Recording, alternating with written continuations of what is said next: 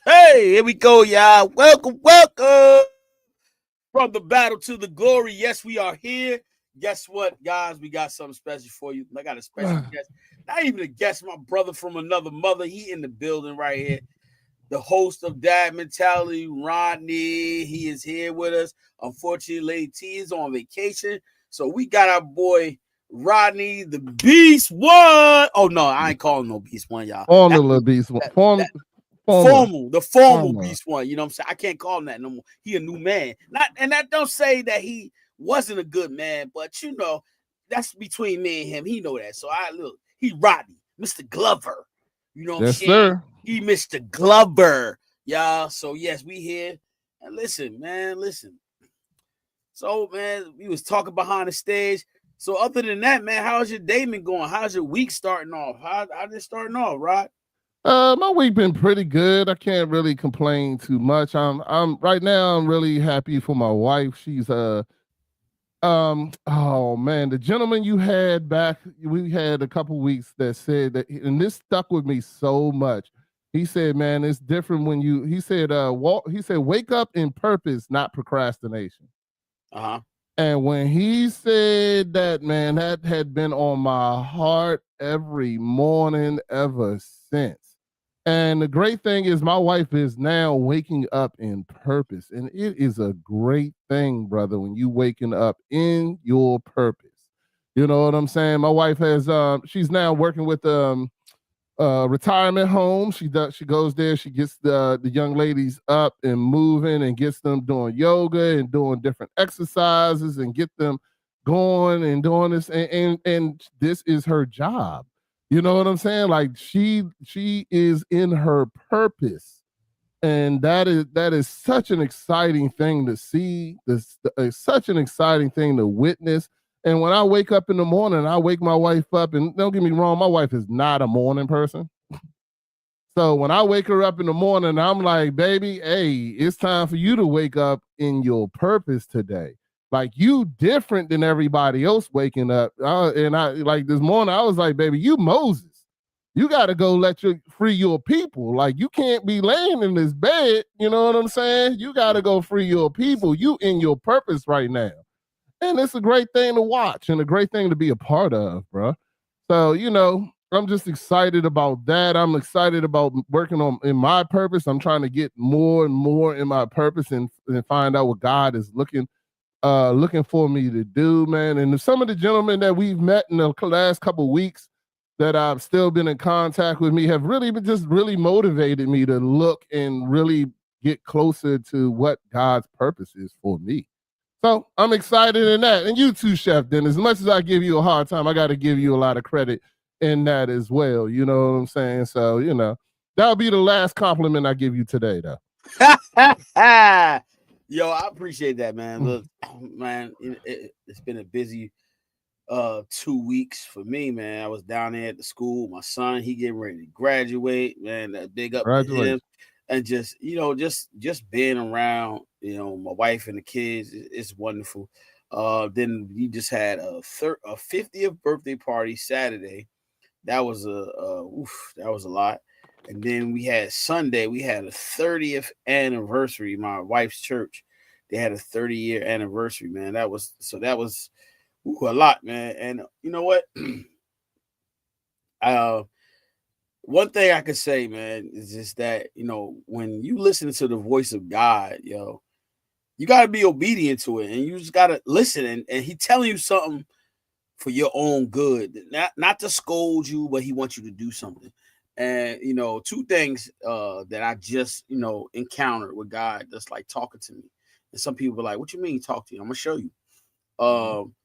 One, I was at marriage counseling. Nothing wrong. I tell people that's healthy. That's real, you know, real therapeutic. You know, just to get iron some things out. Not nothing bad, but just it's an open discussion, communication, and just trying to learn how to be the best version of a husband versus a wife. We just doing that together. So, you know, in that conversation that we had, I'm gonna share this with you guys.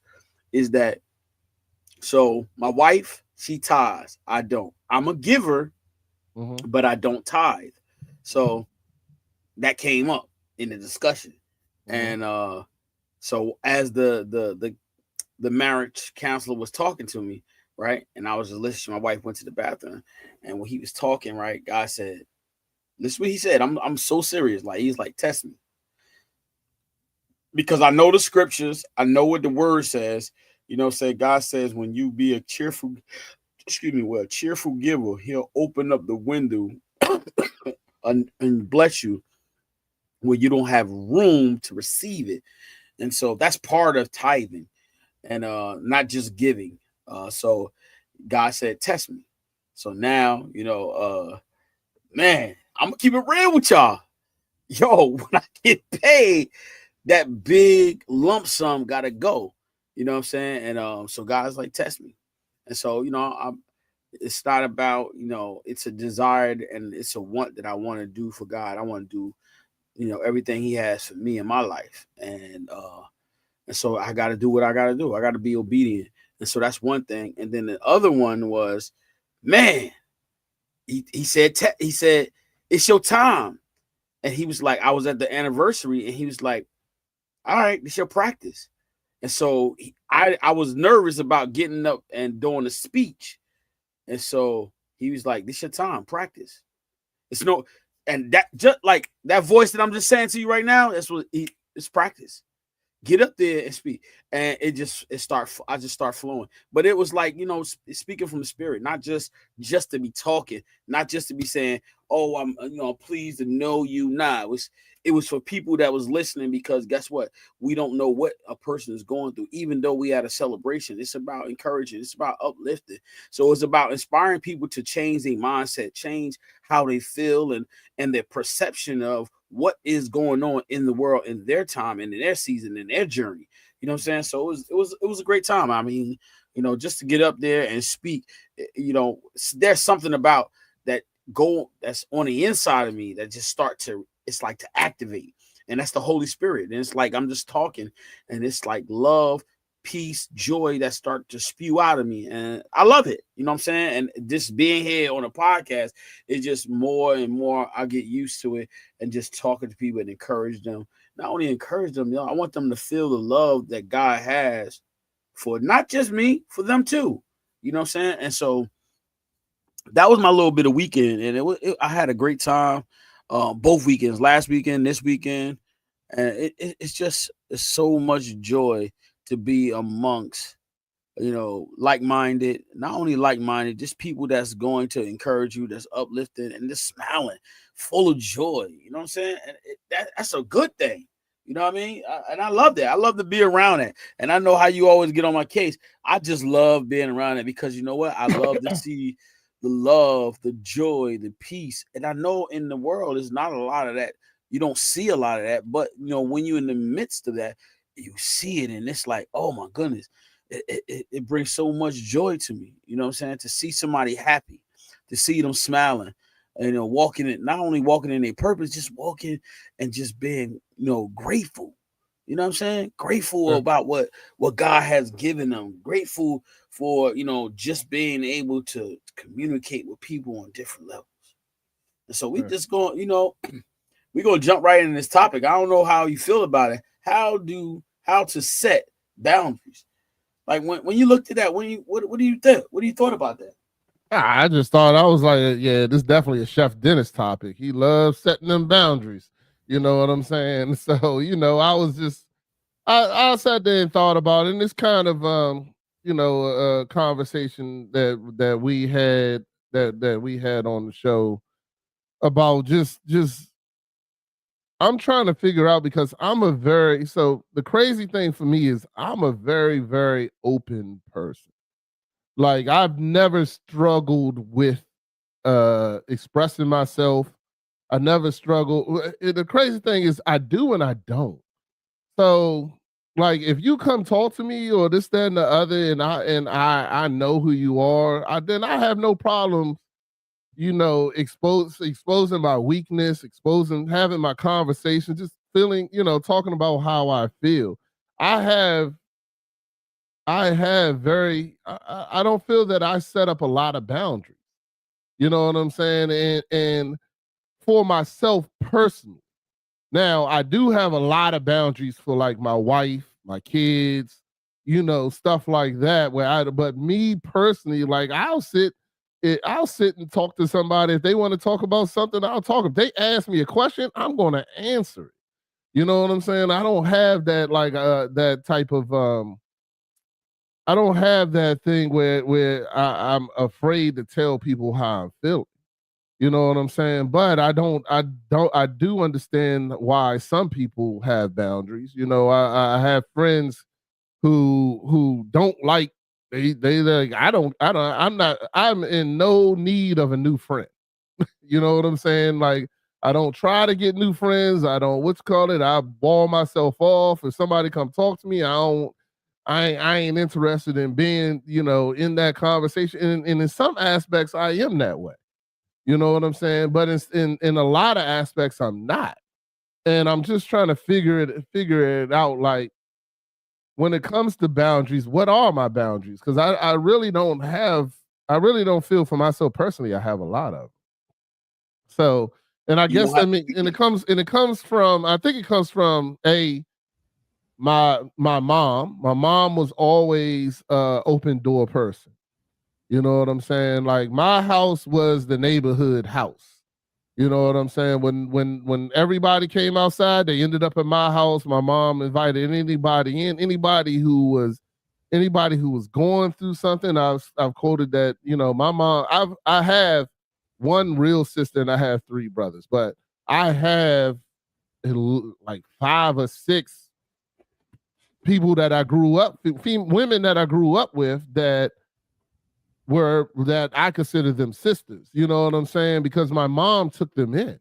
You know what I'm saying? My mom took them in, this, that, and other. So it was like I just grew up in the house where boundaries weren't like a real big thing. So I don't get that. Yeah, go ahead. So watch this, hey Rodney. Mm-hmm. So you do have boundaries because you set the boundaries, and I'm gonna tell you why. I'm gonna show you. I'm gonna ask you a question. Excuse me. Look, there are 3 types of main boundaries. Do you know what they are? I have no clue. The 3 types are emotional, physical, right? And the other one is time. So you got time, physical, and emotional. You set a boundary in your time. You just don't give everybody your time. That's true. There's a boundary, whether you recognize it or not. But that's a thing that I notice about you is that time. You like, hold on. If you have time, you're available. But if you don't have time, you're not available. That's a boundary that you have set, right? But then emotional boundaries. But when somebody says something to you that's not really, I don't know about you. I'm just saying that's the emotional part, the emotional boundary. When you don't want to talk about something, how do you react to it? Do you tell them, listen, I'm not going to have this conversation with you, or do you just be like, or you walk away? That's part of your emotion. I don't know that boundary because my boundary for that is when it's something that's not going to pour into my life, I'll walk away from it. You know what I'm saying? If it's not going to add value, if it's going to teach me a lesson, I might listen and take that what I need and then keep it moving. So what about you? The emotional part. The emotional part, I feel that I'm pretty open. Now, like if you ask me a question, I'll tell you, but am I going to listen to you and what you got to say? Then nah, I don't listen. Like I'm very big on, if you ain't married, you can't tell me how to be married. You know what I'm saying? Okay. If you ain't in this now, if you ask me a question and I know about it, then I'll tell you about it. You know what I'm saying? I feel that I'm more free on that aspect. Like, this, that, and the other, but I'm not going to listen to how to get rich from a bum. You know what I'm saying? Right. I'm not going to, but I will listen to a person. If they ask me questions, they're trying to get knowledge. They're trying to get somewhere further, then I will listen to them. You know what I'm saying? I'll listen to them, hear what they got to say, talk to them about it. But if I see that that your intentions are not right, or you're not really, some people are just wasting your time. Like, like I can show you the water, but if you ain't gonna drink it, I'm not gonna keep on telling you where the water at. You know what I'm saying? I'm gonna walk away. Like, I'm good. Like, look, all I gotta do, for me, I'm big on just planting the seed. You know what I'm saying? I'll plant the seed, tell you what I think, this, that, and the other, and I'll walk away. Whether you do it or not, that ain't up to me, or whether you follow those instructions. Now, me myself, I don't listen to. I listen to a lot of people, and I'll listen to what you got to say. But I'm very much one of those people that I try to find a message and not really invest in the messenger. So if you got a message for me, then I'm good. Like, I don't care what your background is then. You know what I'm saying? But but then again, if if I can obviously see that you're not the right messenger for this message, then of course I'm not listening to the message. You know what I'm saying? I guess that's your big big word, discernment. Knowing when somebody is that person and knowing when they're not, and knowing how and what the message is. But I'm big on, if it don't make sense, then it's a lie. You know what I'm saying? Thanks to Judge Judy, she taught me that back in the 90s. You know what I'm saying? What about physical? What about physical boundaries? Are you a hugger, or you like to be touched? That's that. There you go. Well, come on, man. That's it all depends. Like, don't get me wrong. Am I a hugger? Yeah, I'm a hugger. You know what I'm saying? If I know you, but if you random, then nah, I don't want you touching me, and I don't let you touch nobody else. If they not your friend, and you be like, you might give them a pound. You might, you meet somebody that's be like, oh, hey, how you doing? You don't know them. Be like, hold up. You know what I'm saying? That those boundaries. And it's the environment too. That too, yeah. Like if I'm in a church environment, I hug everybody. You know what I'm saying? Or this, that, and the other. But if I'm out in the street, yeah, you're not walking up on me. You know what I'm saying? I don't like that at all. Like I've told many people to they come up to me and start talking. I'm like, nah, bro, I'm not the one. I'm not the one you need to be talking to. Whatever it is you're trying to say, whatever you're trying to do, go get that to somebody else. That ain't me.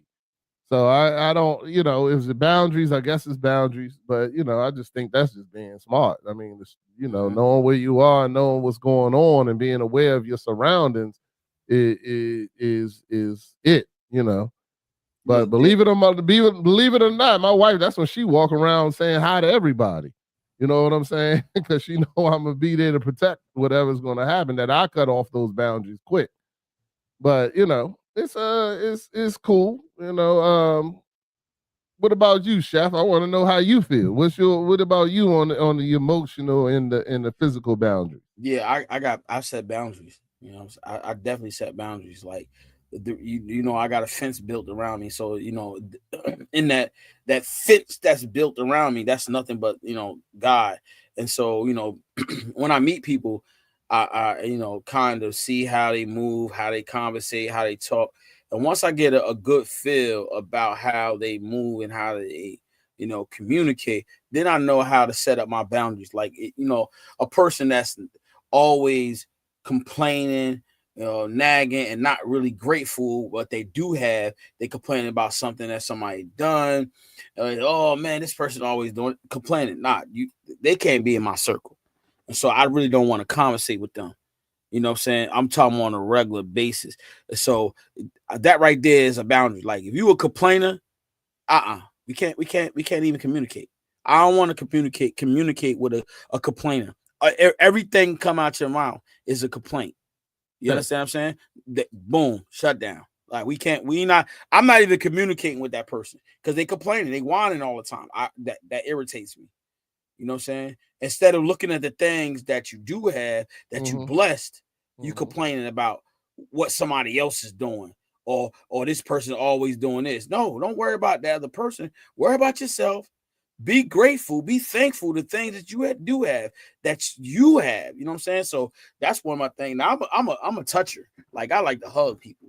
You know what I'm saying? But guess what? I had to learn that in that space, everybody won't be able to receive that because they're not where I'm at. And so I had to learn how to navigate whether. That's why when you talk about discernment, I have to know who I can and who I can't do that with, because I have nothing but joy inside. You know what I mean? So I'll be like, hey, how you doing? I might give a hug. But then I understand boundaries too, because now look, watch this. I was in church and some women hug, some women don't. Because they have this thing where if you hug them, you might be touching them. And I respect it. See, I can feel it, and I'm not trying to say I'm better than nobody else, but the energy, you see what I'm saying? And so I respect that boundary. Some women are okay with that. Oh, hey, how you doing? Some women aren't. They might do like this, like this. Okay, I'm cool. That's their boundary. And so how do I understand that? Because guess what? Everybody have their own space, and you don't know what's going on in their life. So you got to understand that you got look at the types of boundaries. You got intellect, physical, material, time, emotional, sexual. See what I'm saying? Those are sexual boundaries, emotional boundaries, time boundaries. Some people don't take in consideration about your time. If you don't tell them, they just keep on going and not taking consideration. Like, you know what? I had Ronnie here for 2 hours already. He might have to go do something with his wife. If you don't set that boundary, they be like, oh, you know what? He ain't got to go to his wife. They'll consume all of your time and not respect your boundary of your time. You know what I'm saying? And then let's talk about sexual boundaries, having conversations with, the opposite sex. You should have boundaries. Certain things you shouldn't be in conversations with the opposite sex. If it's not your wife, you know what I'm saying? You got to be mindful of those things. That's what some people don't have them, Rodney. I don't got them. No, what? I don't have that boundary. Why you don't have that boundary? Because I really don't. Well, to be honest with you, because I've been in the comedy, I've been doing comedy. I've been in places where, and I believe in my own household, we talk about sex freely. No, that's not that. But I mean, even outside my household, even whatever. I'm not a. Yeah, like I said, I do comedy and stuff like that. Like in my time, I've just had so many conversations. But I don't. You got to know me. Like I don't function like normal people think about it. You know what I'm saying? Like for me, like I go on a Morning Max show. They talk about sex all the time. You know what I'm saying? I'm not afraid of it. I'm very confident in my relationship with my wife. You know what I'm saying? Like my wife, I've talked about it so freely that it don't bother her anymore. Not to say I don't even think it really bothered her, because I'm not saying something like I'm trying to be with a person or something like that, but it's more for education. But, in my household, I believed, especially with my daughter, because I always wanted her to feel free to talk to me when she became sexually active. You know what I'm saying? It was a huge concern that I want my daughter to feel comfortable enough in herself and comfortable enough in the conversation that when she's at the point where she's going to have sex, that she's going to come to me and we can talk about it freely, where she knows there's no judgment. And for me, that was important. So we talked about sex openly, and my wife didn't like it at first either. You know what I'm saying? But it still was, we talked about different people's sexuality. We talked about how people think about these things, and I'm okay with talking about it with anyone. Like I'm not if you ask me a question, I'm going to give you the answer.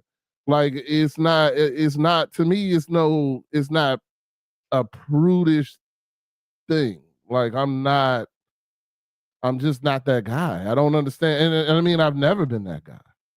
So, but it was hugely important to me for just that simple factor. Even my son, you know what I'm saying? I still talk to him. I make sure that I'm like, look, bro, if you in a relationship, you're going to do something, make sure that you're making the right decisions here.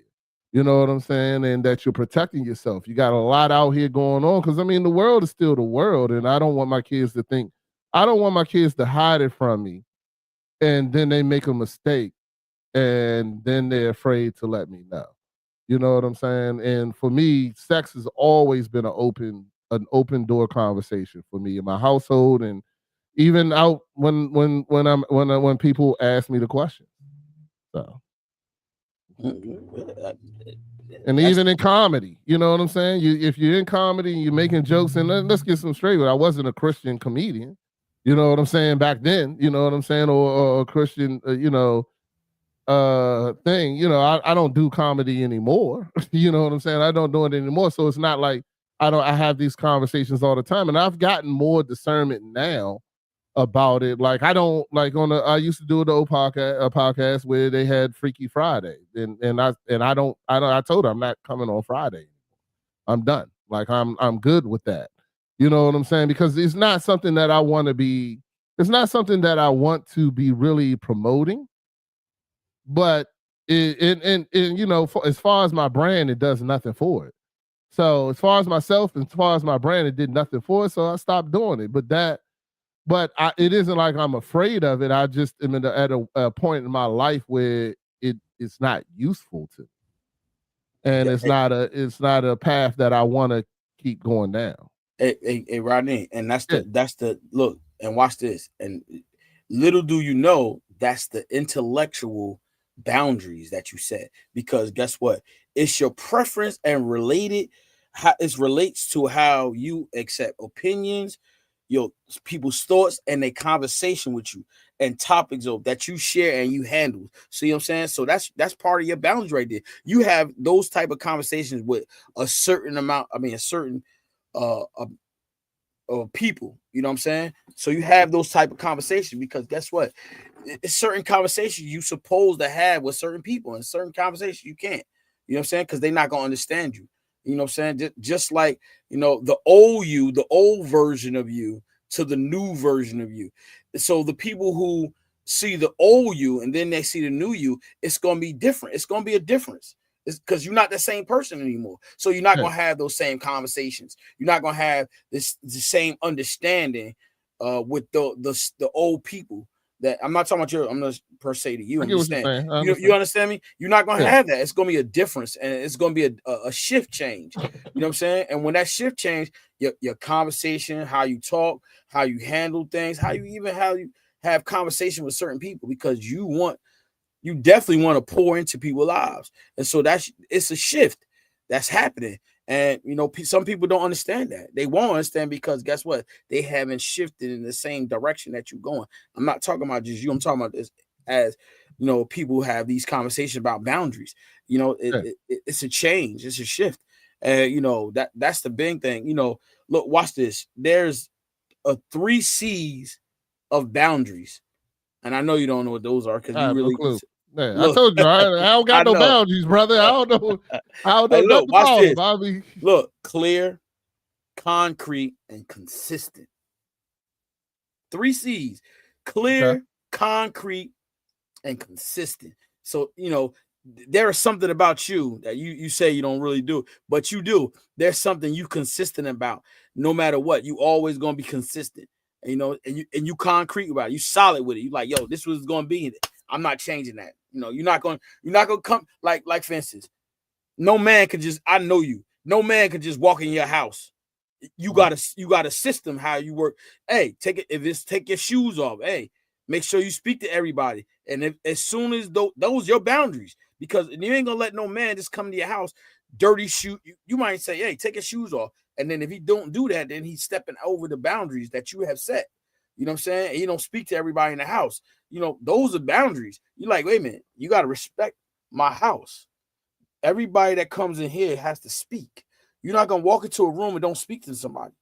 You got to do that. See, those are boundaries. Like nobody going to come into my house and not speak. And first of all, there's no profanity in my house. Hey, I don't care who you are, kids and all. Hey, listen, leave that outside this door.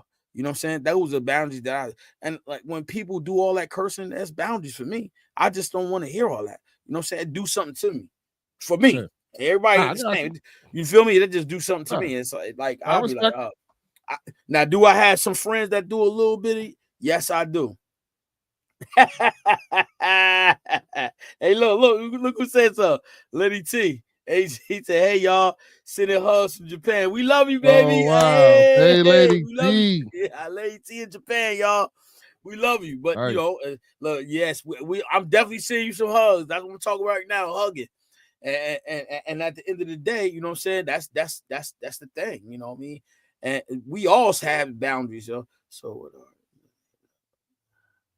she said she texted me. So she said, what are the non-negotiable when it comes to time, space, and emotional energy? Oh, let me let you answer that, Rodney. She said, so what are the non-negotiable? First. Huh? I'll let you go first. Oh, hey, go listen. Ahead. You sounded hype when you read it. Yeah. So the one thing about me is that, listen, everybody that's in my space, everybody that's in my space that I allow to come my space, they gotta be loyal. They can't be fake. I don't do fake. That's my space. It's loyalty. Over everything, because guess what? We had a discussion about this before on a podcast in the beginning. Loyalty over respect. My thing is loyalty. Listen, if you loyal to me, you respect me, you honor me, you gonna rock with me to the end. Even when I'm wrong, we gonna have a space where you be able to talk to me and let me know, like, yo, I ain't like that, but I'm rocking with you. So you gonna respect me. You respect me enough to tell me the truth. That's why I would pick loyalty over respect, because I know that you loyal to me that much, you love me that much, that you'll tell me the truth. You love me that much, you'll be honest even when I don't want to hear it. You're gonna tell me. So you rocking me to the ends of the earth. You're gonna rock with me and you're gonna be with me. We're gonna pour in each other's life. You're gonna pour in mine, I'm gonna pour in yours. So when I'm wrong, that's not answering the question though. No, that's my space. I'm giving you now my time. Now my time, you gotta respect my time. Like if I say, listen, I'm coming over and we gonna hang out, and I know you got a wife. I said, all right, we got 4 hours, yo, so we gonna hang out. That's it, 4 hours. I'm telling you, like, you gotta respect that. That's my time, because guess what? I got responsibilities. I gotta go home to be with my wife, or you do the same thing. So everybody that's part of my time. Like, you gotta respect that. So it's not like, oh, I'm gonna spend all day with you and forget about my responsibility. So the respect of my time is important to me. I'm not gonna be here all day. I'm not gonna be locked in just doing all what you want me to do. You know what I'm saying? I'm supporting you. I'm there for you all the time. So respect my time. When I tell you to be somewhere or be on time, you know what I mean? So that's my thing. Time is everything, because guess what? Time shows that you loyal anyway. When you say I'm gonna be there, I'm gonna be there on that specific time. Now, my emotional energy, like, I got a lot of that, and not on a bad note. You know what I'm saying? Mine's is, like she said, non-negotiable. My thing is this: listen, you know me, accept me for who I am. If you in my circle, guess what? There's no, well, I don't like to be hugged. Hey, you know I'm a hugger. You know I'm a toucher. Like, and respectfully touch. Like, I'm gonna show you, because I want you to be genuinely understand that I love you. I ain't just talking, oh, I love you. Eh? Nah, all right, I'm calling Roddy. All right, please, I'm out. You know what I'm saying? All right, see you later. I'm letting you know. I want you to feel the energy that I'm having, and it's nothing but genuine love. It's not just something that, I just talk about. You know what I mean? That's the same thing what I do with all the people that's in my circle. So those things are non-negotiable for me. You know what I'm saying? As far as my emotion and my space and my time. So, these are the things. So my space is the people that's in my space, they got to be loyal. If they're not really loyal, then they're not really in my space. So, and that's my non-negotiable thing. You got to be loyal. If you in here in this circle, I'll say that I know that you loyal. And my time is important, because guess what? I do have a wife. I do have kids. So when I come out and spend time with that individual, guess what? Respect my time.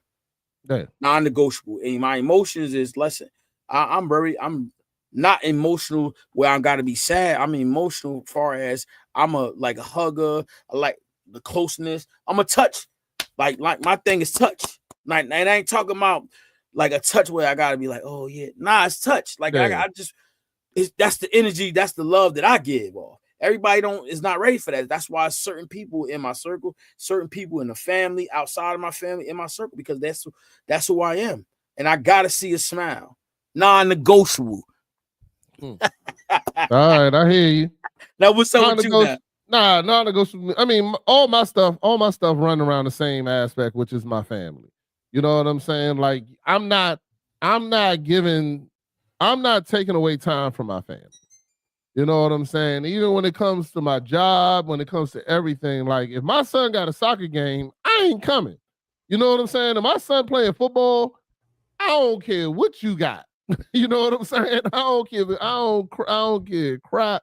You know what I'm saying? If it comes to supporting my wife in something and I know she needs me there, I'm going to be there. Like that is non-negotiable for me when it comes to my time. You know what I'm saying? That's the great thing about my job now. My boss knows that. And I salute, but I've known him for 15 years. He knows that when it comes to my family, I don't care. I don't care about nothing about this job you talking about. You know what I'm saying? My son is playing at 1. I ain't going to be at no meet. You can believe that. You know what I'm saying? If my wife is doing an event or something like that, or I'm cooking dinner, I'm not answering the phone. You know what I'm saying? So I guess in that type of aspect, I have that boundary hardcore is a non-negotiable for me as far as my time. Now my space, you know, I really feel that I am open in my space in my house and things like that. Like my mom, fortunately and unfortunately, really grounded that into my soul. Where you know, I don't really like if you need it, and I know you, and I know you need it. You know, I'm gonna give it to you. Like I'm not caring about anything. I'm gonna get it back or whatever the case. I'll get it back whenever I get it back. Like once I give it to you, it's gone in my eyes. So, you know, as far as my personal space and this, that, and the other, I don't really have I feel that I am lenient when it comes to that. You know what I'm saying? But I mean, of course it does go to my family still, you know. I do believe that if anything's going to upset my household or my family, then it's not coming in my space. It's that simple. You know what I'm saying? And I learned that from Coach. About anything that comes in my household, my family that disrupts that is gone.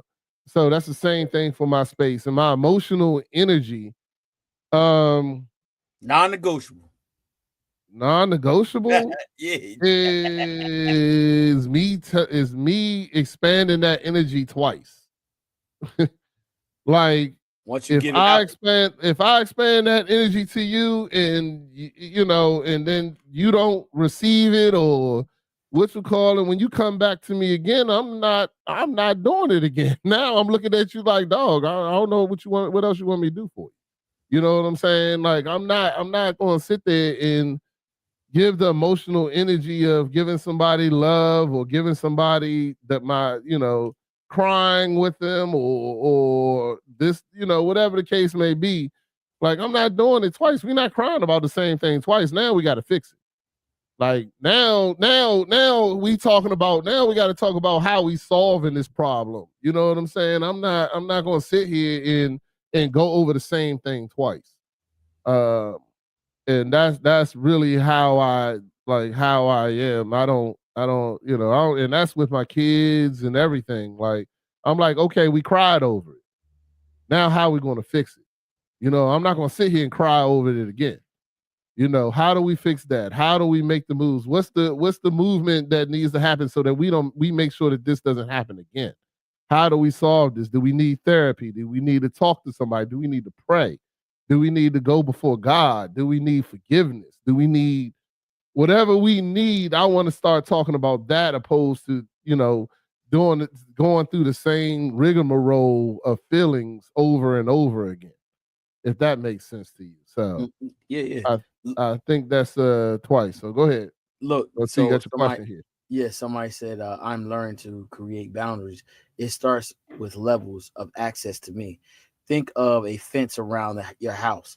Talk to me from the sidewalk, in my yard, front porch, living room, or so forth. I like that. You know what I'm saying? And that's what it is. You got to have a fence up. You always talk about Rodney. You always messing with me. I'm trying to tell you, bro. Hey, you don't just come up in here. Like it's a fence already. You know what I'm saying? It's a guard already there. You know what I'm saying? My heart is I hear guarded. you. I don't just let nobody just come in and mess with my heart. Like, nah, I never was like that. You know what I'm saying? Somebody come in and break my heart. I don't know about you. Your heart been broken before? Not a lot of times. Not a lot of times. I don't, nah. I'm not a big it take a lot to break my heart. You know what I'm saying? I don't see myself. I don't see my sorry, looks like the Facebook went down. I'm trying to see look at that. But I don't see myself as I don't get brokenhearted easily. Like I don't get hurt easily. Like it takes a lot to hurt me, bro. Like yeah, just being up. I grew up with three older brothers that picked on me, that did all kinds of stuff to me. Like yo, I don't like. I can't think of, for you to break my heart, you gotta do a lot. There's got to be a lot there. You know what I'm saying? And but like, ain't no person on the street want to break my heart. I don't give them that much access. You know what I'm saying? I So, mean, just so you because you never been another? Well, I know you've been with your wife for a while. So you ain't been with a girl before and they broke your heart? Never. Did she break my heart? Really? I get it. I don't want to talk about. I don't want to talk about those days because I did some dirty stuff when she I'm did just, when she I feel did you. break my heart. When she did break my heart, trust me, I got back. I was good Oh, after I got back. yeah. So Nah, like that same thing. Me, like I was sad. Like you said, me being the oldest. It's like I had to endure a lot by myself. Not yeah, having no bigger brother. So it was me. I'm the big brother, and so being the big brother, out of all my siblings, it was never a time where I had to be like, oh, nah. I was all look. I always was fighting. Always was fighting, always getting into something because guess what? I was like, what? You ain't gonna talk to me like that. Who you talking to? Dennis fighting again. Called my parents. They called my parents. Oh, Dennis, he in his fighting, suspended because I'm fighting. yeah.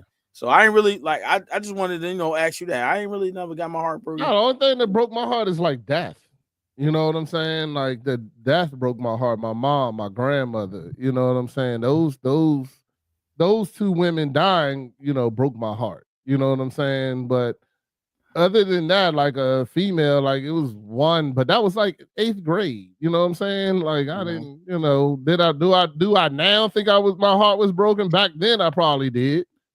I spent 2 weeks in the bedroom not coming out crying. You know what I'm saying? But I guess that was a heartbreak, but I don't really remember it like that anymore. It was so long ago. But yeah, for me, just takes a lot to break my heart. I got I don't care. Hey, You know what Rodney, I'm saying? look, but check this out. Look, watch. That's your boundaries. Nobody, listen. Something you built up something that created this wall where nobody could really break your heart or like get you to that point. So you set up a boundary where nobody could really like it takes a lot to get you to that point. So you know what I'm saying? So you build up some type of boundary right there. You like, yeah, you I don't think let nobody get that access to your heart that close where they could hurt you. Like that well, same thing with me. Like what you don't get access to my heart to be making me feel emotional hurt. No, you ain't getting that. Shut that well out. the problem for me is that my belief is that people can only have what I allow them to have, no matter what it is. Like a person can't break your heart unless you allow them to break your heart. You know what I'm saying? And in my opinion, and this is just me and how I function and I thought of, like me and my wife in my relationship, we've had issues, we had problems, we had this, that, and other. I used to blame everything that I did on my wife until one day I realized that it was me. Like I'm in control of everything that I do. So therefore, if somebody like now, like if somebody says something to me, most people would get angry about it or get upset. You know what I'm saying? Me, I'm no longer, I'm like, nah, because I'm not going to allow them to get me upset. Just like normal people would get angry about it or whatever the case may be. Somebody says something derogatory to me, I'm not going to argue with them. I'm like, cool. All right. You have a blessed day because I know that I'm in control. Just like I choose to get upset, I can also just choose not to get upset. And that's years of therapy. You know what I'm saying? I'm telling you, therapy is a great thing because at this point I've chosen. And once I took that power away from my wife, nobody else could ever have access. If I don't give that power to my wife, then why am I going to give it to some random person on the streets? You know what I'm saying? You know, and not to say that my wife tries to make me angry, but there was a time in our marriage where that happened, where she was, and I stopped giving her that power. And I preached it for years that, hey, fellas, every guy I talk to that comes to me and they're like, yeah, my wife made me do this, my wife made me do that. The first thing I say to them is that your wife didn't make you do nothing. Because it was that split decision before whatever you did where you decided to do it. And I think about that about everything in life. Like I have a job where I work with people. And I love this girl. Her name is Erin. I can say it out loud because we talk openly about it. Her name is Erin. And she was the most bipolar woman I've ever met in my life. And I'm talking about like this, boom, switch on you. And she would call me every name in the book. She would go up and down. And the sad thing about it, the first day I met her, I told her, I was like, look, only thing I ask of you is that you give me exactly what I give you, which means I will never curse you out. I'll never call you out your name. I'll never do this. I'll never do that. And I said, and even if you do it to me, I'm still not going to respond. And I watched her in her mind go, oh, I'm testing that. You know what I'm saying? And she did. And every time she did, after a while, like she would go off and I'd be like, do you want to go in the office so you can finish going off or are we done yet? And after a while of that, she finally came to me and she said, you know what, Rodney? I'm no longer doing that to you anymore. I'm no longer going in. And I used to call her. I was like, you're my favorite. And when she came in the shift, I was like, oh, it's my favorite bipolar waitress. You know what I'm saying? And she would come into work and this, that, and the other. And sure enough, she'd go off. And then one day I actually told her, I was like, look, I'm okay with you going off, but this, because one day she got the whole bar. She got the whole bar going with her. She's going off about the kitchen taking too long to get the food. And I mean, she's going off, and the whole bar is now looking at the kitchen, waiting for food. Everybody in the bar, like the whole vibe of the bar changed because of her. And after the shift, I sat there and I told her, I was like, do me a favor. You can do a lot of things. Don't do that no more. I was like, because this is one thing, I'm working for you. You know, I'm working to help you. You know what's going on. You know this, but I can't do the whole bar too. And she said, you know what? And then after that, she changed. And she told me every day that she came into the shift, she was like, today I'm going to be better. Today I'm going to be this. Today I'm going to be that. And to me, that is the great things that I love to happen. I love to have that impact on people that no matter what's going on in your life, no matter how you act, no matter this, that, and the other, you're still going to get the same Rodney every time. And I'm not going to respond to you calling me out of my name. I'm not going to respond to you, saying something or doing something or whatever the case may be. You know what I'm saying? And that's just something that I've developed through the many years of therapy and where I just don't respond. Boundaries. You said them. Come on, you don't even know you said them. You said that, but it's because I'm like, man, you're right. I get it. Word. You got Lorani. When you look, I tell people this when you having discussions like this, and it's men. You got to understand. You when you become a father, it's different. It's certain standards, it's certain things you're gonna have to have order. And you, like you said, like certain things you like, yo, hold on, you can't do that because now you got to take on the weight of everybody else. You know what I'm saying? And so you did the right thing. That was the right thing. But like you said, it's how you said it to her. And she received it and she wanted to change. She's like, you probably didn't come in there yelling or cursing at her. You probably said it in a way. I know. So so her response was like, wow. She probably got somebody else that talked to her any kind of way and made her feel, less of a person. And now here you come say this type of language. She's like, wow, I never heard that before. Nobody said it to me like that before. And look, like you said, come on, man. That's and she saw me in different situations where customers talked to me and did this and did that, and I do the same thing.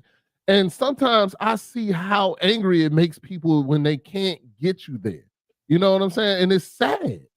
It is sad. I had a customer steal my cell phone because she was so mad that I would not respond to her. And she took it as such a because she literally went and stole my cell phone. It was nuts. I was like, yo, seriously? Like, did she really just steal my cell phone because I didn't respond to her in the way she wanted me to respond? And I just laughed. I was like, all right, well, I'll just have to get a new phone. You know what I'm saying? And it's crazy how people, how when people, they don't know. They're so used to people responding. You know, you call them out your name, say this. See, I would not sacrifice people. Or for people pleasing or overwork, period. Okay, Lady T said you ain't sacrifice. You ain't wait. What? All right, what'd you say, Rodney? Sacrifice. Well, wait. Watch what you say. She said, "I will not sacrifice her sleep. Be careful, all right, because God will put something on you. Sacrifice that sleep." Nah, I don't know if that don't count. That's Why not? nothing. Because God ain't gonna make you stay up. No, God ain't doing that. That ain't his purpose. Talking? He not gonna do what? He ain't gonna make you stay up. I said that's not his purpose. That's not his purpose. I'm saying when you say, God, I don't want to talk to these people, or I don't want to do that, that's something different than saying, you know, sleep. I mean, you're gonna get that's sleep, food, whatever. God ain't taking that stuff away from you. God said, get up at 2:00 in the morning and pray. You want to sleep. All right, come on, talk to me. Yeah, but you still gonna go back to sleep. I want you to stay up. I want you to pray. That's what you still gonna be rested. Man, how many times you done prayed and fell asleep? I done prayed and fell asleep a lot of times. Hey, Rodney, now look, when he trying to get your attention like that, you be like, oh my goodness, I want to go back to sleep. He's like, I need you. But he ain't gonna say I need you. He said, oh, you got, hey, pray. It's something you got to pray about. God don't need me. Yeah. God don't need me. That ain't what he need. I don't need to pray for 6 hours for God to do the miracle. He I pray enough. Yeah. He gonna do it. He gonna do it. Whether he gonna do it. I'm glad. Look, see, man, look, Rod. That is something that's going on. Like he been saying that to me too. He said it's praying time. I'm saying this to you too. It's praying time, bro. It's praying time. Why? Because so much going on. Right. I pray all the time, bro. I'm talking about I ain't just talking about just regular prayer. I'm talking about real praying because a lot of people need it. Like really need prayer. And people we don't even know we gotta pray for because we don't know their circumstance, we don't know their situation. Prayer, it can change all things. I was watching this movie and it said I was watching it last night on Netflix. It's Heaven is Real. Let me tell you something, man. What'd you say? I haven't seen it. I said okay. Check it out. It's called Heaven is Real, and it's this father. He the pastor, and the little boy had. I'm not gonna tell you this. I'm just saying. I'm gonna give you a little clip of it. Little boy had died and went to heaven, apparently. You know what I'm saying? And came back, and he said something to his parents. They didn't believe it, and so. You know, that's the key. You know what I'm saying? Sometimes things happen, right? And we don't understand it. And right now, there are things that's going on in the world that needs prayer. You know what I'm saying? This SNAP thing, nobody, like people that should be getting it, they're not getting it. The government shut down. It's praying time, bro. It's praying time. You know what I mean? People sick. Even though some of them could be self-affliction, but it's still praying because guess what? We praying that God open their understanding that why they're going through it and God will bring them out. You know what I'm saying? Get a closer relationship with him. You know what I mean? And that's why I say it's praying time. And somebody said that's true for intercessors. Yeah. That's it. You know, without that, man, I'm telling you, without that, we be lost, truly lost. Hey. You know what I'm saying? Oh. And I I told you this all the time. This might be a little bit off topic, but I want to ask you that it's been on my heart and my mind to ask you this. What do you do to worship God? Not just prayer. What do you do to worship God? I worship God in my prayer a lot. I do. I take prayer when I'm praying. Sometimes I just pray and I just thank God for all the blessings. Thank him for everything he did. Like, I mean, even this morning, I was thanking him for my wife and where she's walking, and thanking him for opening the opportunity, the doors that are happening. And yeah, I am. Though this morning I was crying. I was just so thankful for everything that God is doing. You know what I'm saying? I do it in prayer. I'm not a praise worship. Now I do listen to music, but I just don't get that thing. It just doesn't work for me. You know what I'm saying? But my conversation with God, you got to understand, man. I've been having conversations with God for a long time. It isn't like I just started praying today. You know what I'm saying? When my father died, I prayed so much for my mother and just what was going on and things like that. I had conversations with God all the time throughout the night. And like I said, I don't sleep well. So I wake up and I've learned now the only way I can go to sleep is by starting to pray. Every time I wake up, if I don't start praying, my brain will start going and I will be up all night. So if I want to go back to sleep, I've learned that I got to take that time to pray. I got to take that time to talk to God. And it will give me the calmness. I got anxiety. You know what I'm saying? I have very bad anxiety. And I've learned that I just gotta keep on praying, and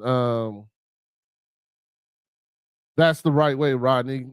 Gratefulness is a form of worship. Yeah, I mean, but I gotta take that time to pray. Like I gotta take that time to spend that time with God, and then it calms down all my anxiety. Because otherwise, my anxiety runs rapid. So, you know what I'm saying? How do you praise God? I just told you. No, you said worship. I said, how do you praise God? In my prayer, same thing. Praise, worship. I don't know what you consider worship, but it's important. Do you hold up? So wait a minute. So you think I'm listening? Praise and worship is the same thing? I mean, they're close. I mean, bruh. I don't do it. I don't know. I don't know. What you do, I don't do. I just don't get it. Say what I don't do. No, don't say what I don't do. I just don't do it. I talk to God and I pray and I thank him for everything. And I praise and worship him in my prayer. Like the music just doesn't. Now don't get me wrong. Sometimes it does. There has been moments, but it's just not my go-to. My go-to is I go out, I get up in the morning. When I'm done, I get up in the morning. First, I pray with my wife. I pray with my wife before I get out of bed. I pray with my wife. And then I get up and I go outside and I have my own prayer with God where I'm talking to God. I'm talking to him about, to help me. Today I want to be walking in your purpose. Help me guide me to make the right decisions that you want me to make, Lord. I don't want to do anything without you involved in it. Like, and that's the prayer that the prayers that I really pray, and I pray about the things that I'm about to get into. I pray for the people that are all around me that are going through things. This morning I was praying and God gave me a word for somebody else. Then I called my boy and I gave him that word. You know what I'm saying? Like it's what I do. Like, I mean, I don't think everybody has the same method or the same thing. You know what I'm saying? Some people are really good at this, some people are really good at that. I'm good at talking to God, and God talks back to me.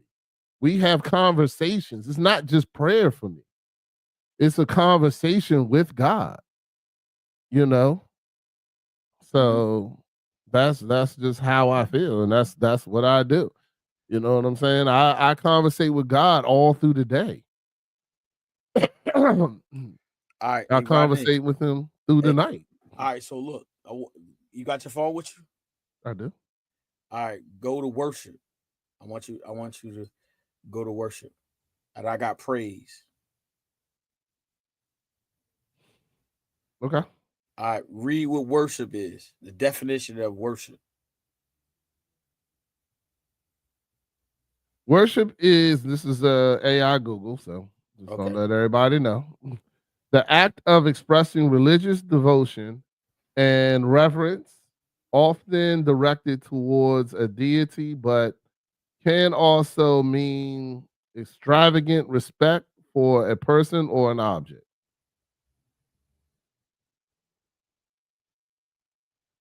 Okay, That, that's it. now that's worship, right? Yeah. Do it say anything about prayer? It there after that it says it involves acts like prayer, praise, meditation, and can be performed individually or in groups, other either formally or informally. Worship is considered a recognition of a higher power and a way to show love, gratitude, and submission. Now that's what worship, right? Yeah. Now look what praise is. All right, it says expressing approval or admiration. The act of expressing approval or admiration, condemnation, the offering of gratefulness, homage in words of song as an act of worship, a hymn of praise to God. You see the difference? There's a difference. Some, like you said, but that's not your thing. I wanted to point that out. There is a difference, because when we pray, that's the intimacy. But then when you worship and praising God, when you praising God, it's just like I'm glorifying you. Like you just, if it's in song and just magnifying His name, just like calling out His name. And there's something that on the inside, and just not miss me. That's why when people go to church and they do the devotion, it is something that activates the heart. It's something that activates, and most people don't understand that. Like that's why I said I'm a big worshiper. Yes, I'm a big worshiper, but I encourage people to do that because why? Because it is something that activates in your heart. It's begin to receive the Holy Spirit in some form. You know what I'm saying? And just you thanking God for all the things that you done wrong, and He showed mercy, He showed grace, and you like, oh my goodness, God, when you could have took my life, you didn't. I'm still here. When I could have ruined my marriage, you still was here. You still showed me grace. You still show. And see, that's the difference. And it's like I said, it's acknowledging that. You know what I'm saying? And when people get to that place, they didn't understand it clearly. And you may hopefully, like I said, that's something I always would tell men because you said it before, but it's not a lot of men that do that. They don't understand that. You know what I'm saying? Because guess what? It's not been taught. And that's real. I'm keeping it real. I'm being transparent. And I believe you. It's not being taught. Yeah, I agree with you. I struggle with it, exactly. But I struggle with it to the point that I get jealous. You know what I'm saying? Like I'm jealous of the people that can do that. I really am. I be in church jealous, dog. Like I wish that I be like, but I also don't, I don't know, man. It's something I struggle with, I guess. I guess. And I don't. Ronnie, that's the good thing right there. What you said. Look, you saying that, and God, you want God to fix that. It's nothing wrong. But guess what? You said you struggle with it, and guess what? And look, I know this because I am a worshiper. A lot of men do not do that. They don't do it because guess what? Like you said, nobody teaching them. Man. It's about not because guess what? You've been in that dark place before, and God said, "Listen, I'm showing you mercy." And it's a cry out to God and say, Lord, thank you. I love you for that. And you can't look at the next person because they doing something you want to do. No, it's you exalting him. It's you saying, Lord, thank you. Oh my goodness. I remember where I used to be. Look where I'm at now because of your love, because of what you brought me out of, because how I could have been in prison, but you show me grace. You show me mercy. You didn't allow me to. You know what? I could have came on my kids, but you said, no, I got something for you. And that's where it is. You know what I'm saying? Men, look, we live in a time right now. Black men don't know what therapy really is. We and you know, we understand it. They run away from it because they think it's soft. They think it's weak. It's not that. It's that, maybe, just maybe, you wasn't taught how to be emotionally correct. You wasn't taught how to be emotionally in tune with yourself, not be soft. Like, you know what? Why I'm feeling like this? It's a natural reaction. Go ahead. So for me personally, and I understand exactly what you're saying, Chef, but and don't get me wrong, like me praying over my wife and praying with my wife is new. The is something that I had to work, and it's something that when I was in therapy, I did therapy with my pastor. And when I was in therapy with my pastor, I talked to him about it. I was like, yo, I struggle with praying with my wife because the problem was for me, I prayed so for so long by myself. You know what I'm saying? Like nobody was like when I went to church through my high school years, nobody was taking me. I went on my own. You know what I'm saying? I went because I chose to go. And like my prayer life and the fact that I was continuing praying wasn't because I had nobody guiding me. My house was not the house where now don't get me wrong, I want to clarify this because my mom was definitely a praying woman. But during my teenage years, after my father passed away, my mother was in the hospital for some years. So there was some time where I wasn't with my mother. I was with my brothers. And during that time was the time where I still went to church. I still went, even though what you call it, and I was praying and talking to God on my own because I didn't have nobody else. You know what I'm saying? So even it took me a long time that I always prayed by myself, but it took me a long time to come to the point where I felt comfortable praying with my wife. And I kind of feel like that's the same thing in church. And me and my wife have been talking about that, and I've been struggling with it because my wife, I'm a go to church and beeline out of there. Like, and my wife does not understand that. Like, I'm not staying around for the chili cook. And I love my church, but they be having chili cook-offs and all this other kind of stuff and blah, blah, blah. I ain't for all that. You know what I'm saying? And I don't know why. And I try to be better, but it's just like I just don't. I just got, I got not to say I got other stuff to do, but I got other stuff to do. You know what I'm saying? Besides be there and judge the chili cook-off and the other events that they have there and things like that. So I'm working on being better at it.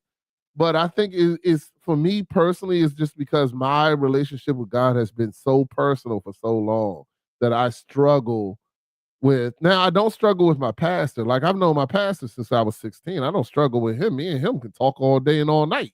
You know what I'm saying? But just everybody else, sometimes it just I don't know. I'm just not that guy. I'm trying to work on it though, but I'm just not him. I'm not you, Chef Dennis. You go and talk to everybody on the way out of church. You probably, hey brother, how you doing? High five him. What's going on with you, bro? You good? This, that, and other, and shaking hands and this, that, and the, hey, I ain't seen you since last Sunday. You all like that. Nah, bro. I'm completely the opposite. Rodney, but look, when you were saying that, right? This was coming to me right here.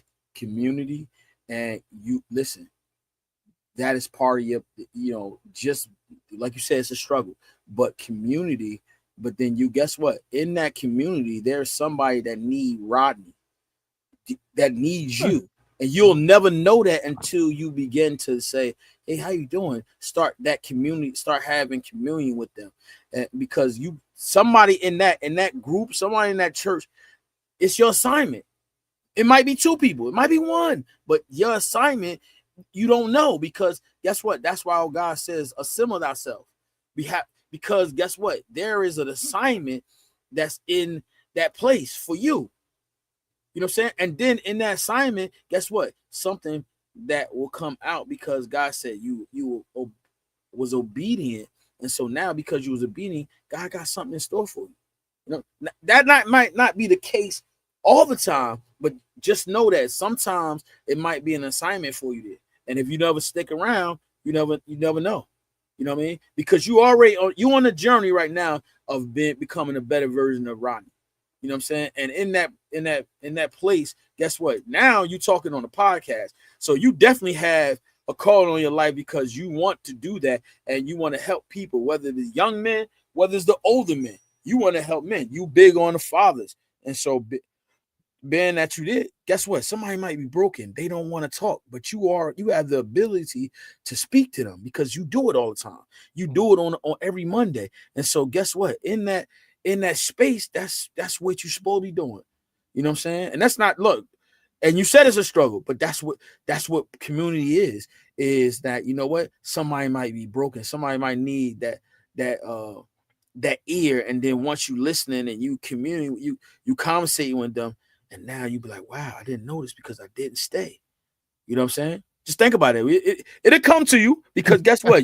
No, I'm serious because you know what? I'm just laughing because I'm just saying to myself, they ain't happening in the chili cook-off, so I can still skip that. Not chili cook-off, but just so just after that. Yeah, but after church. Church, we have in my church was called Tough Talk, and I'm active in that when I go. You know what I'm saying? Yeah. And they are, and don't get me wrong, there are certain people when I come to church, I make sure I check in on. You know what I'm saying? As well. So, but it ain't everybody. You know what I'm saying? Like, I'm good. If I check on, I got 2 people that right now that I always check on when I go to church, and every time I see them, and then I keep it moving. You know what I'm saying? But I talk to them outside of the church as well. You know, so therefore it isn't like, you know, but I just, you know, I'm working on it, bro. I'm battling because I told my wife that I'm really trying to get in the purpose of what God has for me. But I'm not sure because I've been at my church I've been with my pastor for so long. I kind of feel like he don't need me. Like I'll need to be somewhere else. You know what I'm saying? And I don't know if that's me. I don't know if it's that. I've been drawn to, you know, I've been drawn to figure it out. I'm in the process of it right now. Like this Sunday, this Sunday, I'm going to see another. He's a friend of mine who is a pastor of a church, and to be honest with you, I don't want to go to his church at all, but I feel like God is drawing me to it, if that makes sense. And I've been fighting it for a while. It isn't like, you know, God hasn't been talking to me about it.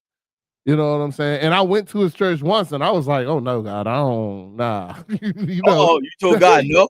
I didn't say it. I was like, I don't know if that's where you want me to be, Lord. Let me pray about it and think about it more. You know what I'm saying? But you know, and I was telling my wife this, matter of fact, this weekend, I was like, you know, unfortunately I got sick, so I didn't go. But I was like, yeah, I'm gonna you know, I'm going to go check it out. I'm going to really, really give it a chance and talk to God and see if this is the move that he really wants me to make. And I was talking to my boy about it. I feel like I'm on the diving board. And you know how the first time you get on a high dive and you walk out to the edge, you look down and you're like, oh, nah. Then you go back. Then you get out there, then you bounce a little bit on the edge and you're like, oh, nah, you go back. And that's how I feel like I am right now on that, what's called it, like, I see it. I know I want to dive in. I know I want to do it, but I'm still walking back for some reason, and I'm trying to get better at that. I'm trying to get better at going ahead and dive in, and I know what God has for me. It isn't like I'm afraid. I'm afraid for that reason. I think I'm just and it isn't like I'm not confident either, because you know me, I don't, you know, I go talk to anybody, but it's just. I just really want to make sure that this is what God wants for me. You know what I'm saying? Like I really don't want to move in my own flesh. Right. Yeah, exactly. You know what I'm saying? But going to that church and doing that stuff is not what is really you know, because I would be more comfortable at the church I'm at now with my pastor because I've been with him so long. But I've felt like this isn't where I need to be. You know what I'm saying? This isn't where God wants me to be.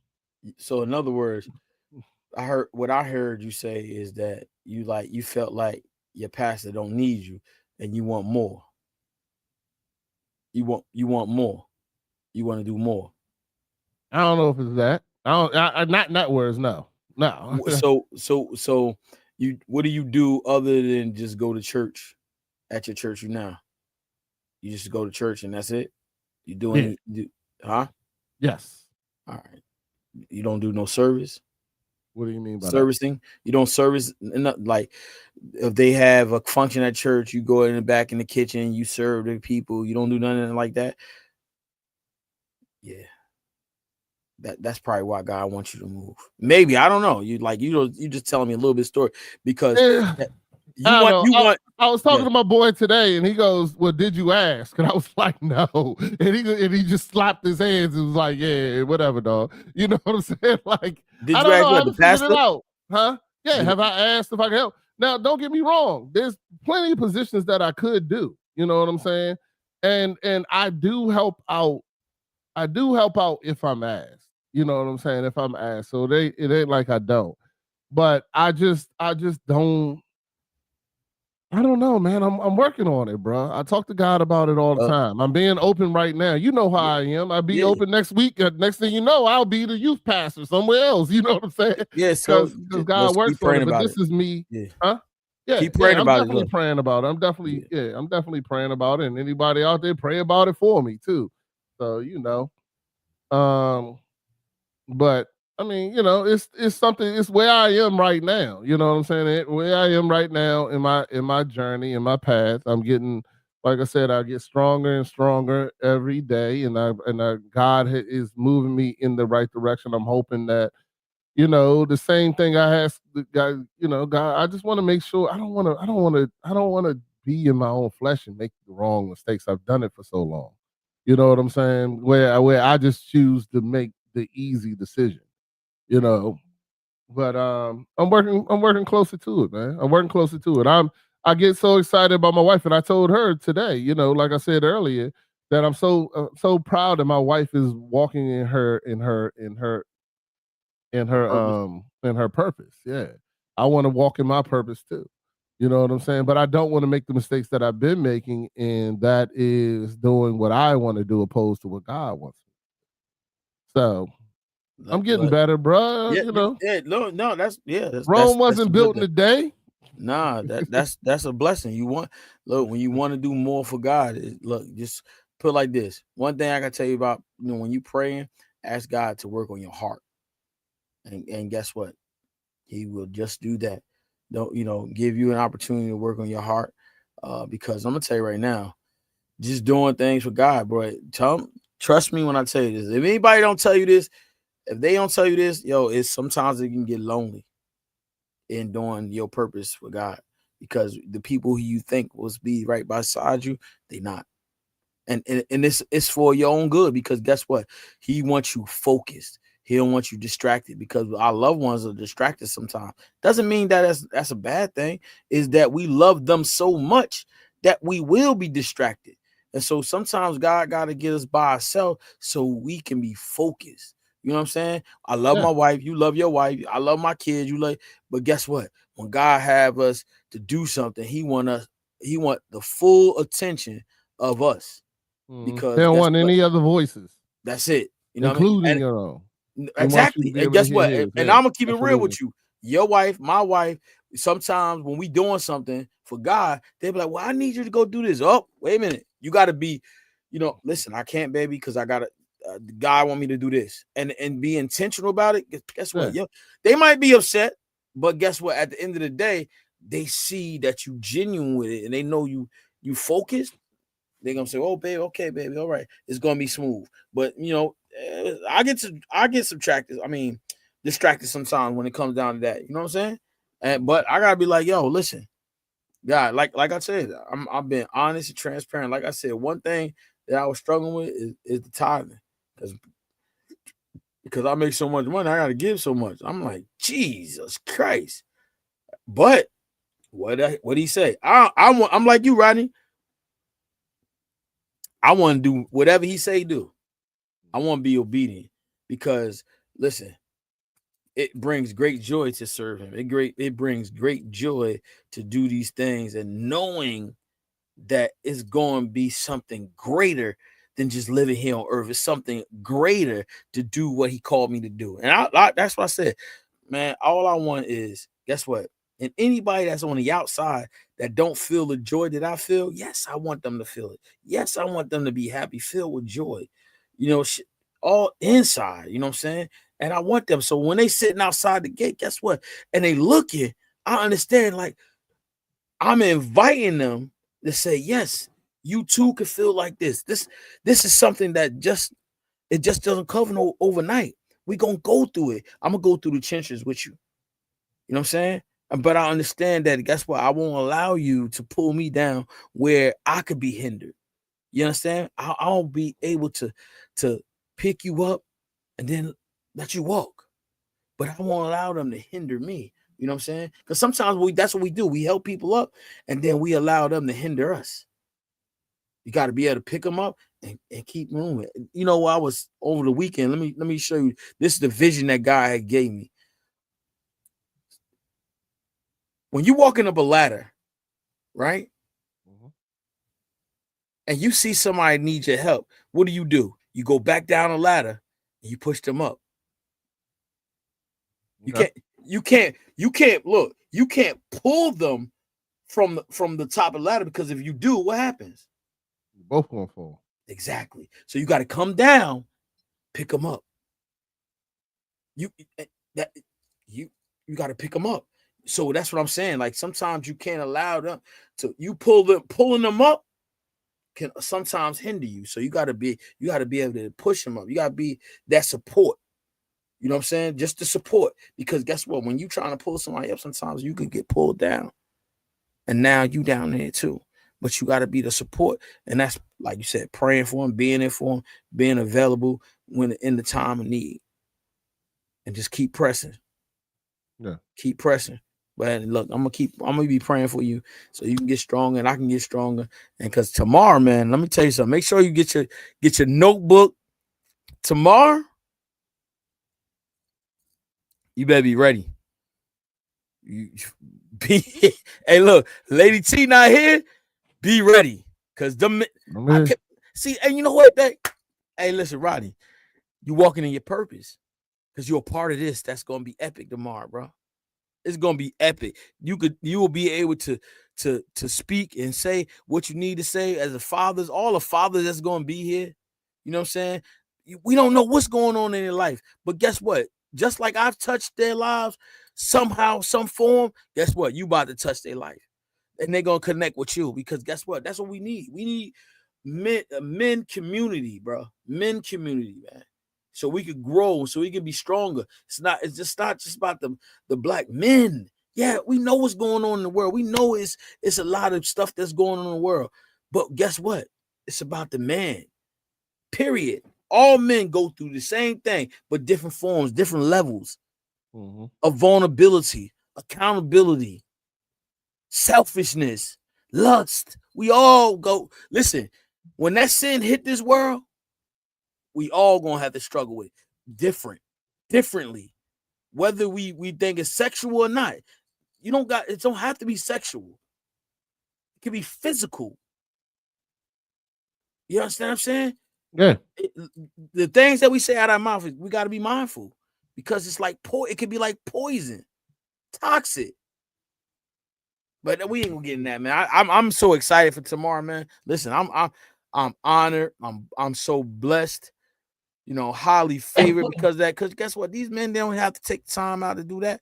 And you know what? I'm so grateful that they did. They going to. You know what I'm saying? It's something that need to be said and done, because guess what?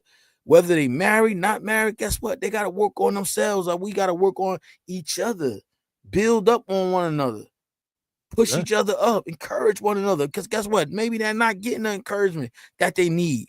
Maybe they're going through something. They may need this conversation so it can help them. It's about father relationships. Maybe they didn't have a father. Maybe they did, and the father was dead, but he didn't, show up for them. So now they struggle with that. Oh, man, it's going to be good, man. Roddy, man, yes, I see you tomorrow, guy. I will see you tomorrow. Listen, guys. Lady T, make sure you bring me something back from Japan. Oh, yeah, bring me back something, too. Hey. But listen, it's about that time, guys. We'll see you guys tomorrow. Be blessed, encouraged, and keep praying, because it's praying time, y'all. Come on, stop. Don't stop praying. Don't stop praying.